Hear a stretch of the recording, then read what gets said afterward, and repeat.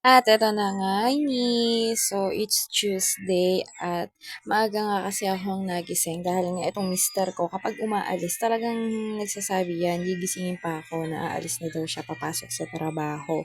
So, ayan na nga, maaga tayo nagising at syempre pagkagising ko, bumangon na rin ako kasi nga ang napili naming iulam ngayong tanghalian ay munggo. So, ginisang munggo. And then, pagkatapos kong magluto, ito na nga, nagwalis-walis ako, nagpunas ng sahig, hanggang sa na, napagtripan ko naman na linisin yung aming higaan doon sa loob. So, yung kutsyon ay tinanggal ko at every time na ako ay maglilinis ng aming tinutuluyan na higaan, yung kutsyon ba, talaga namang pag-angat mo at winaris mo, talagang sobrang gabok mga ka-idol, napakakapal ng alikabok na makukuha mo. Ay di ayun nga, sabi ko nga, naisip ko, talagang hindi ako mapakali. So, tiningnan ko yung kutsyon. Tinitingnan-tingnan ko lang siya nung una. Tapos ngayon, naisip ko, ano kaya, try ko nga kaya nalabhan tong isa kung makakaya ko. Kasi ang sabi nga ng mister ko, sabi ko sa kanya kasi pumunta kami sa dam. Yung dam, paliguan siya dito sa amin na sabi ko dun namin labahan yung kutsyon. Eh, sabi naman niya, "Sira ka ba? Pupunta tayo dun sa dam." Tapos ilan yan, 3. So, ang bigat-bigat niyan. Eh, di ang ginawa ko, di sabi ko sa kanya, kailan natin lalaban? Sabi naman niya, sige mga minsan-minsan lalaban natin. Ang gagawin na lang daw is patutuluan daw ng tubig dito sa bahay. Eh, di sabi ko naman, oh sige. Ang tagal niya talagang kumilos mga ka-idol. Hindi talaga ako mapakali kasi nga every time nahihiga ka, talaga namang paghiga mo, talaga namang umaano yung gabok. Eh di sabi ko nga, try ko kaya nalabhan tong isa kung malalabhan ko. Eh di sige, tinasting ko, ganito nga yung ginawa ko, dinala ko siya sa CR, tapos ayan, yarak-yarakan namin mag-ina. So, sinama ko na yung bunso ko, at tingnan mo naman ang agos ng tubig ay talaga namang, sobra naman ang ano ba yan, putik ba yan o alikabok? So, hindi ko alam. O, ayan, basta yan yung lumalabas sa kutsyon kapag every time na pinipiga ko or niyayarakan ko. At ito na nga, kaya pala ganun na karami yung alikabok na makukuha mo every time tatanggalin mo siya tapos saka mo siya wawalisin. Ay, sinisigurado ko sa'yo, mayayamot ka talaga. Kaya nga, ito na nga nakailam na naman ang inyong ate Jen at o, tingnan mo naman, di ba? Oh, eto yung kutsyon. So, isa yan. Natapos ko ng laban yung kutsyon. Ang ginawa ko dyan, pinagsaksakan ko sa dryer. Kasi nga, kailangan matuyo to dahil nga, wala kaming gagamitin na higaan. So, no choice tayo ngayon. Baka wala tayong higaan. So, idea yun na nga. So, ang sabi ko, isang kutsyon lang yung lalabhan ko. Kaso nga lang, sabi ko naman, kaya ko to, dalawa lang naman to. Eh, di ayan na nga. Doon sa pangalawang kutsyon, grabe ang sakit na ng braso ko. At hirap na hirap kaming dukutin yung kutsyon sa dryer. Kasi nga, ang kailangan natin gawin ay ma-dryer natin at matuyo siya ng mabilisan. Kaso nga lang, hindi natin alam kung matutuyo nga to. Kahit na masikat kasi ang araw or araw ngayon ay talagang kailangan talagang i-dryer natin 'to. Ang liit lang naman ng dryer. So, pinagsaksakan ko. Alam niyo yung everytime na isasaksak ko siya, sasabihin ko at ayaw niyang pumasok, magagalit ako. Sasabihin ko, "Ano, matatalo ba ako? Magpapatalo ba ako sa'yo? Kumakain ako ng kanin." O, 'di ba? Kaso nga lang, hindi ko alam kung sira na yung dryer. Pero naikot pa naman.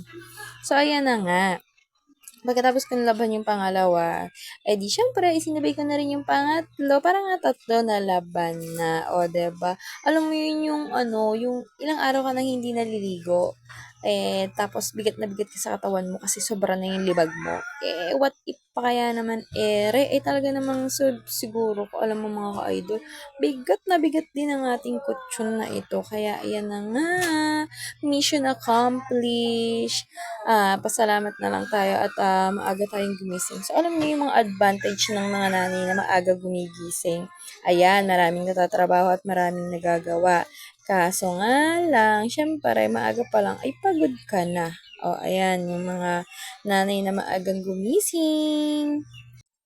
So eto na nga, wag tayong basta-basta maniniwala sa mga mister natin na tamad. Kasi nga alam mo nga, ang tagal-tagal ko ng gustong labhan 'to, kaso nga lang everytime sasabihin ko sa kanya, punta kami dun sa damdalin namin 'to, sasabihin niya, hindi nga kasi nga daw mabigat daw, kesyo daw ang hirap daw. Alam mo yun yung gano'n, sabi ko na lang, "Oh sige, sige tiis na lang tayo," kasi nga inaantay ko kung kailan niya lalabahan itong kutsyon na ito nga.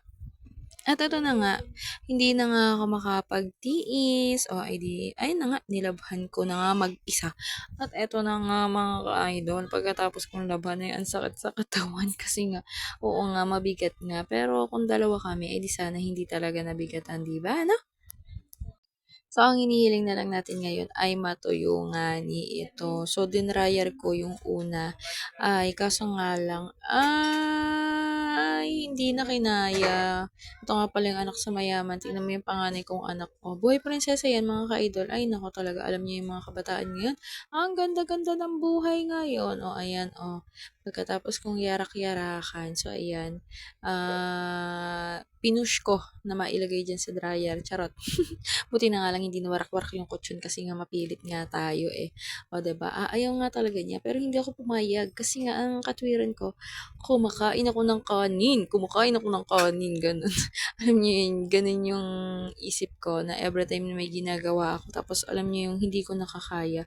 Ay, sinasabi ko, ay naku, papatalo ba ako sa'yo? Eh, kumakain ako ng kanin? Sabi ko ganun.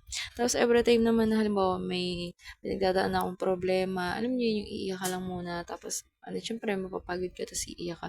Tapos at the end, sasabihin ko na lang, ay naku, kinaya nga ng iba, edi siyempre kakayanan ko rin. O, diba? Ganun mga kami. Ganun dapat ang mindset natin.